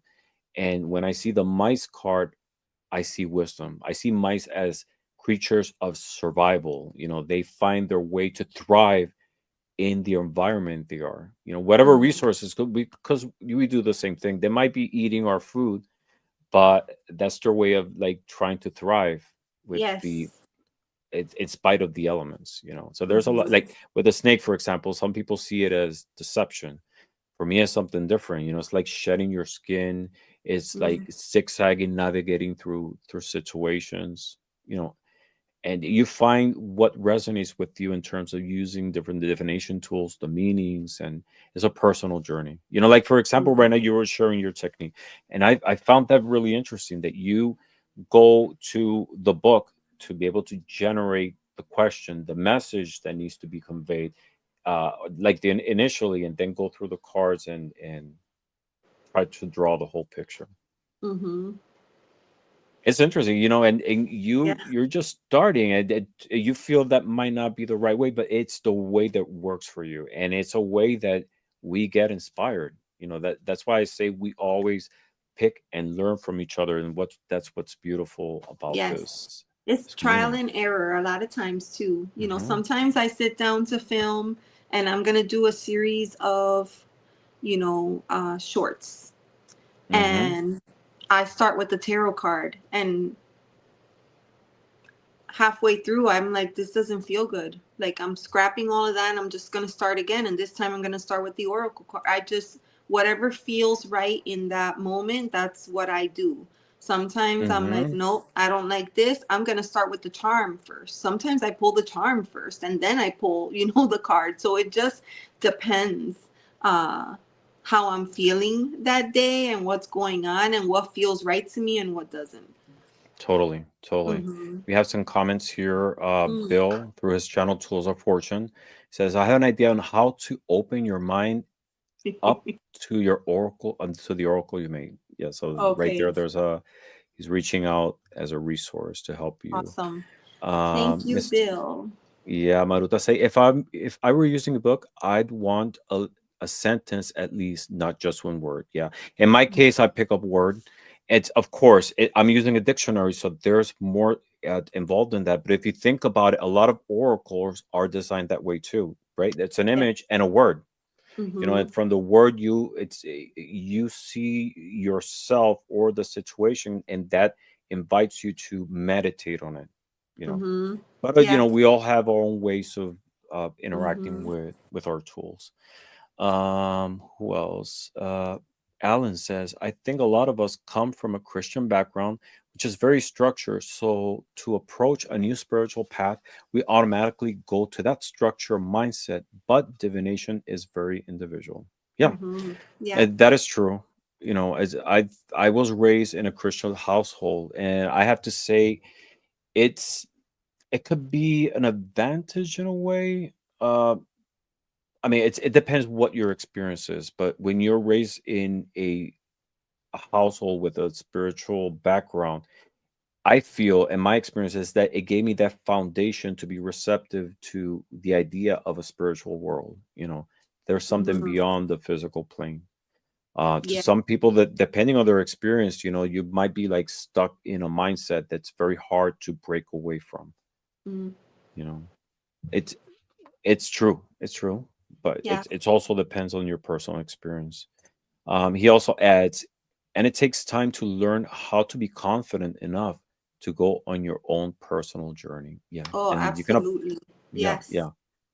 Uh huh. Mm-hmm. And I think in the back of your mind, you're still like thinking, I don't know, still feel like judged by, I don't know, it's something that it gets ingrained. Even though you break from that mold, it stays with you, you know.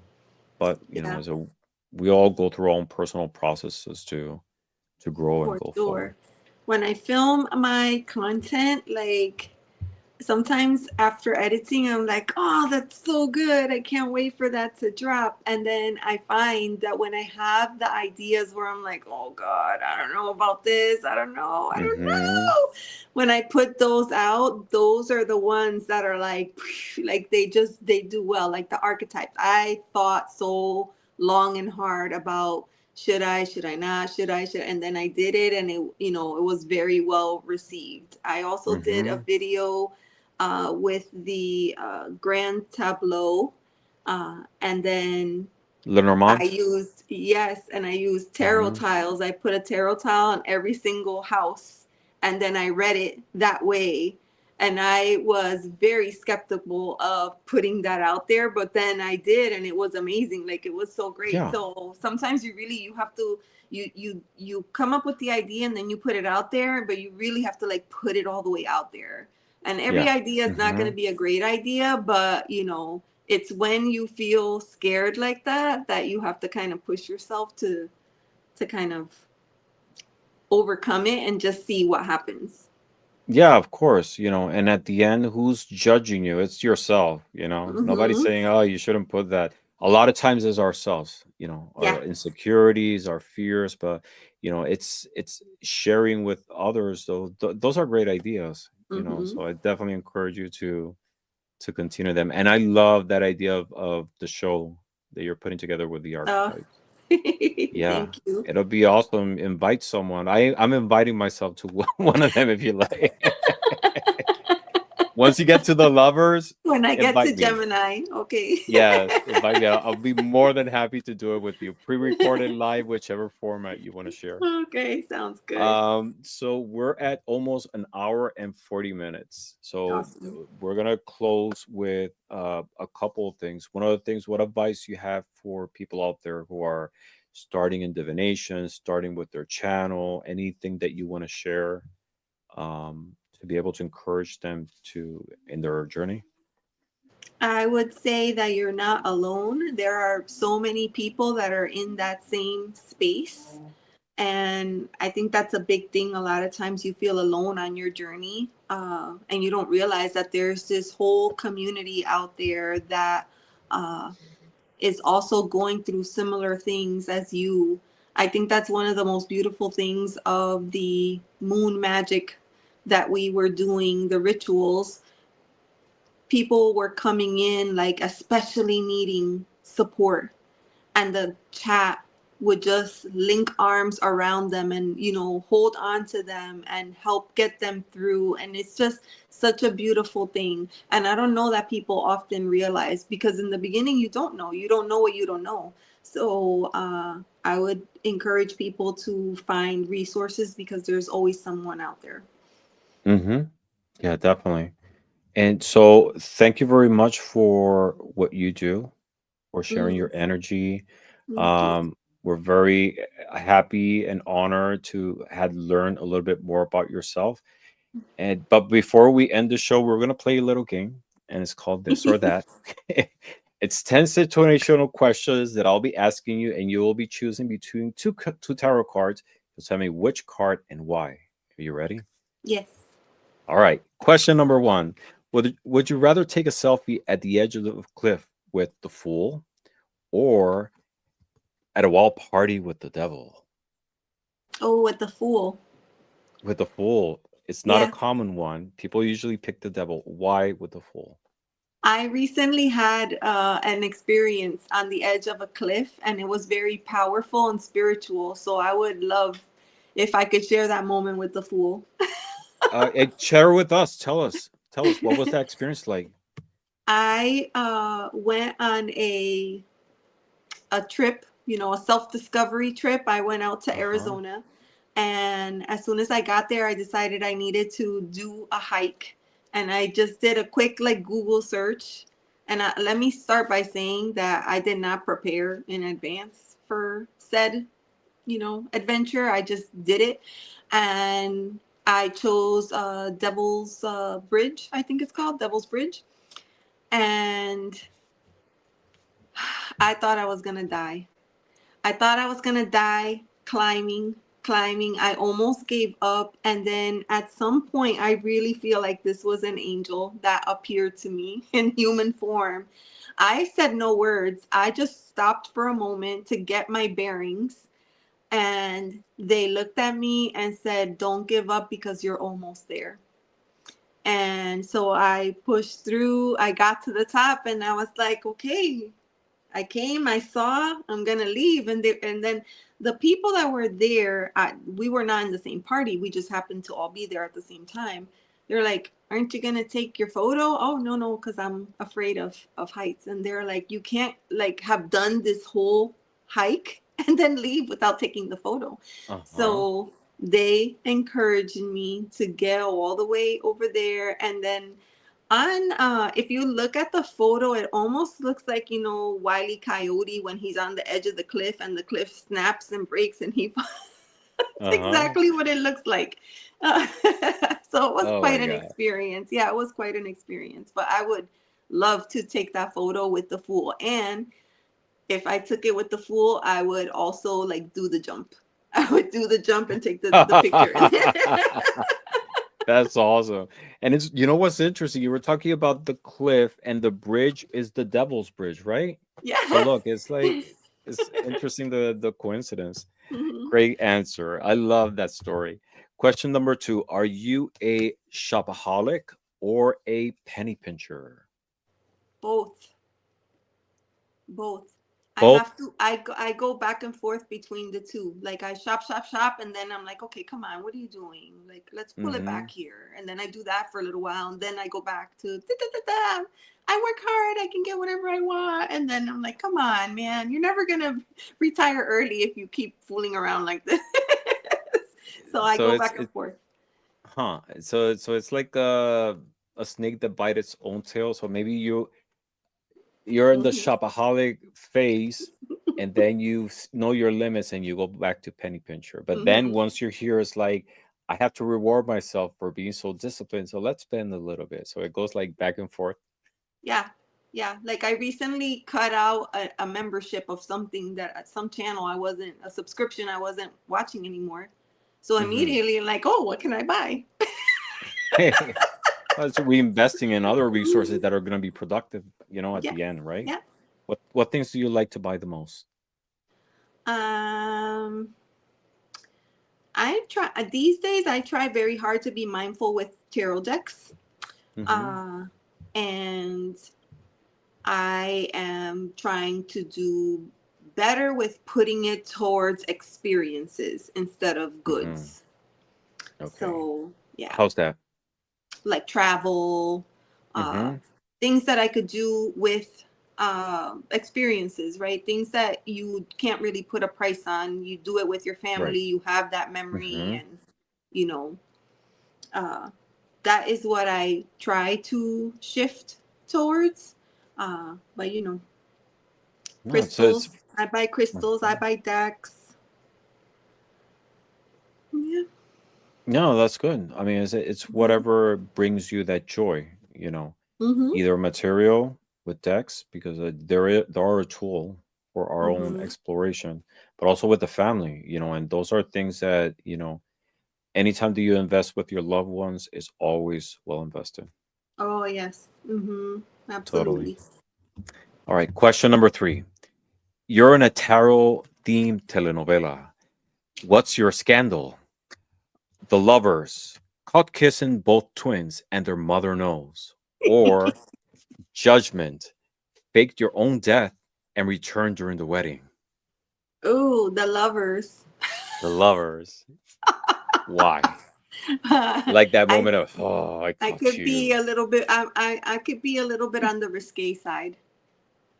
I'm Uh very like in this case I don't let the emperor get in the way ever. I'm like, get out of the way. huh. I'm doing what I want. Uh huh. Okay. Yeah. Okay. Love it. Love it. Question number 4.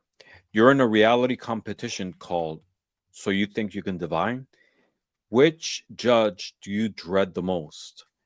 The high priestess says nothing and just writes things down. Or the king of swords, brutal honestly with a clicky pen and a resting rhetoric face. The high priestess. The high priestess. Why is Yeah. that? There's something about that stare. Like I rather you tell me whatever, in a good way, in a bad way, just whatever. But like Mm-hmm. silence, I feel like is the worst punishment that you could give to another person, is just to shut down completely and not want to say anything. Yes, because at least you know what you're dealing with. But when Yes. there's that silence, it could be anything. Mhm. You're investing a lot of your energy trying to like think possibilities, and Yeah. you know it Mhm. could be worse. Yes, you're right. All right, question number 5. You're producing Real Housewives of the Tarot deck. Who's always flipping the tables? The Five of Wands yells, I'm not dramatic, I'm passionate. Or the Queen of Swords, cold and reads everybody's trauma at brunch. Five of Wands. But my first answer was gonna be Miss Tarot D. That's a good one. Yeah, we have to find a card that represents her. Mhm. Yeah. Yeah. Do you consider yourself dramatic and passionate at times? Yes, like I'm not, well, because I'm Puerto Rican, right? So I'm not Hmm. yelling. I'm just passionate about. I just want to make sure that you hear what I'm saying. I'm not yelling. I'm just Puerto Rican. Yeah. Why is Oh my everybody god. screaming? This not screaming. Uh, that's our normal toned down voice yelling. Yes. What things are you passionate about? Ooh, family, Hmm. family. Important. Uh, right now, that's probably the biggest thing. That's probably the biggest thing. Uh, my kiddos are at that age where they're, like teetering from being youthful adolescence to stepping into adulthood. And so Mm, it's really important for me to kind of keep an eye and still like not tell them what to do because it's too late for that, but just kind of give them that gentle nudge and that guidance on mhm. the things that they need later on, whether they listen or they don't listen. My son tells me all the time, I heard you in the back of my head. I could hear you in the back of my mind. You don't have to say it. No, and that's important. They could Hmm. be 40, 50 years old. They're always going to be your kids. They're always going to need that advice, that support. They're going Hmm. to go through different stages in life. So, that presence and Yeah. support, it's always going to be needed. You know, Hmm. doesn't matter. But Yeah. it's Yeah. especially, having a spiritual background that supports you, it makes it even much more powerful. Hmm. Beautiful. All right. Question number 6. You've been cast into RuPaul's Tarot Race. Which card is your runway inspiration? The star, celestial, sheer, and glowing from within. Or the devil, horns, latex, and zero apologies. Oh, it's gonna be the star. The star, celestial, sheer, and glowing from within. That's your runway look. Tell Yes. us about it. Why Ah, this it's one? so like this is so deeply related to the dream that I had Tell us. with Miss Tarot D. You sure it's the star and not the devil? I'm sure of it. I'm sure of it. I'm sure of it. In the dream, I was she wanted me to wear purple eyeshadow. And I was like, but that's not what Ah. I wear. Like I wear like neutral. I wear neutral colors. And that was a big part. Like that's not I don't have to think about that one. I already know it's Hmm. gonna be the star. Yeah. Hmm. That's Hmm. awesome. Oh, I can see her. No, you're gonna wear it up. Here you go. You know nothing. I've been around long. I'm doing you a favor. I'm trying to help you out. All right. Love it. Love it. Question number 7. You're cast as the lead in Tarot, the musical. Which act is your showstopper? The Hangman in the air solo with dramatic lighting, or the Wheel of Fortune, rotating stage with backup dancers in zodiac masks? This is so I was a theater major in high school. Oh my goodness. Uh I'm gonna go with the hangman, I think. The Hangman. All Yes. right, the Hangman. Aerial. Aerial solo with dramatic lighting. So this is a only you show. Yeah, only me show for a big production. I don't know. As soon as you said that, I remembered that I got cast in that musical, The Me Nobody Knows. Uh huh. What And was your part? I don't remember, but I had a singing, like I had a solo. And like the director was like, he was not very nice. He had me work with a voice coach. And then the show ended up Hmm. getting canceled. I felt like that. So you went through that whole process. Did you feel guilty that it was because of you somehow? I was just like, thank the Lord. I don't want to do that because, the director, like directors, they make a lot of fun. Like they poke fun of, like nothing is sacred. They make fun of Uh everything. huh. Yeah. So I was like, I'm not going to be able to live it through. What did you learn from that experience? That I was more powerful than I thought. I was more powerful. I could do things that I didn't think I could do. Hmm. And it was very rewarding. It was very rewarding. Spiritually or the technique In of stepping acting? into who I was. Mm-hmm. Because Okay. so much of my life I was living behind this mask of the expectations of what you're supposed to do and right and wrong and good daughters do this and da Mm-hmm. da da da. And then on that stage, I could be somebody else. And that was very liberating for me. Good. That's Hmm. great. That's great. All right. Question number 9. The universe hires you for a part-time gig. Which one would you take? Babysitting. Oops. Sorry. Babysitting with the sun or zookeeper with the Wheel of I Fortune? would do the zoo. I would take the zoo. Why? I don't have a lot of patience. I don't have a lot of patience. You I did would take. your time already babysitting, taking care of kids. Yes, So you want to I'm do that? done with that episode of my life. I'm ready for the change. What something different. I'd rather be the Hmm. zookeeper. Yeah. Okay. You still have to clean poop, I guess, but not from kids. Hey, I've done that before. So, Do you have pets? hmm What yeah, do you I have? have cats. I You have have cats. cats. Yes. Mm-hmm. And then I feed some of the local strays. I thought I was feeding some stray cats, but I was really feeding raccoons and possums Uh-huh. and crows. Everybody was coming to eat from the cat bowl, and I was like, "What is this? Like, it's a circus. Uh-huh. It's a I circus." understand. Mm-hmm. I Yes. started with birds in my patio. I hung on my tree a feeder, and then I saw that birds were coming, like all types of birds. Initially, it was just like uh, these wild little finches, and Mm-hmm. then started to get blue jays, or started to get cardinals, and then the squirrels starting to come in.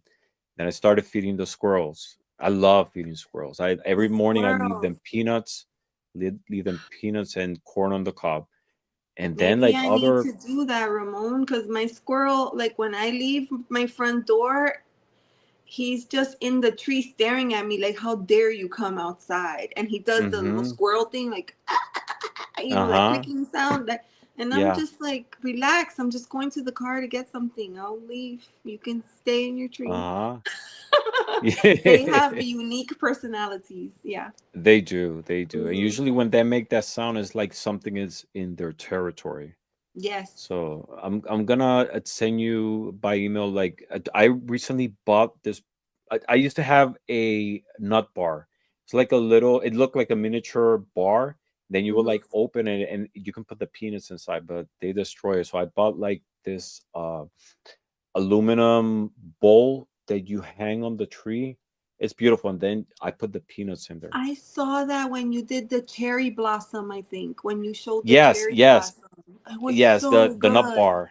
Yes, the Yes. nut Yeah, bar. send that to me. Mm-hmm. Yes, yes, it's beautiful. I enjoy feeding animals, and I have a neighbor. She feeds feral cats, but my Mm-hmm. partner he doesn't like the smell of cats. Oh, So yeah, every 2 weeks I buy a bag of dry cat food and wet food, and I take it to her house, and then take she it to, feeds the and she yeah does it. she Yeah. feeds the cats. But I love that when I go walking in the park, I always take a big bag of peanuts just to toss it around for the squirrels in the park. Oh, It's that's something so fun. rewarding. Yeah, I Yes. wish I could feed like all the creatures in the neighborhood, but Mm-hmm. you know. So cute. Um, yes, definitely. All right, and the last question, question number 10: Who really missed the mark? Fashion advice from the lovers, or the 10, or survival skills from the 10 of Swords? Ooh, the Ten of Swords. Why? The Ten of Swords. Yeah. Like, do better. Do better. I feel like a lot of times in these Ten of Swords moment, we knew what we were getting ourselves into, Mm-hmm. but we still like go through the motions, right? We Yeah. see it through to the end. Yes. Mm-hmm. Do you think maybe like it's like a defense mechanism of I know what's gonna happen. I just want this to be over with. I'm gonna go head in just to get through, even though I might not like it. Sometimes yes, and sometimes because we lack the uh maybe the strength, or la gana The to, desire. Uh-huh. yes, to try to do it different this time. Mm. Sometimes we're in a cycle, right? And we recognize that we're in a cycle, but it's still very hard to break the cycle, even if you have awareness. Mm-hmm. So sometimes it's that. Definitely. Definitely. Mhm. So we hit the 2 hour mark. It's been amazing chatting with you. Mhm. I had so much fun. It was an honor to share this time with you, to get Thank to you. learn more about your beautiful energy, to share with the community. And again, thank Mhm. you for what you do. The time and the energy that you invest, we definitely get a lot from it. And just in this conversation, I learned not only so much about yourself, but it inspires me on other things to do. So thank you. I love that. And Thank you. yeah, This was definitely. amazing. I really loved it. Thank you so much. Yes, yes. I'm looking forward to have you and other shows on my channel, and I'm looking forward to the self-invitation that I made to be on your show with the cards. I'm looking forward to that. So, so next Awesome. time, All right. everybody, thank you very much for being here, for sharing your time with us in this conversation and learning a little bit more about Elizabeth. Please, if you're not subscribed, the link to her channel is on the description below. Please follow her. The more intuitive me, her content is beautiful, her energy is amazing, and we're looking forward to see you again on the next In Orbit with show. And again, till then, blessings to all, and I'll see you next time.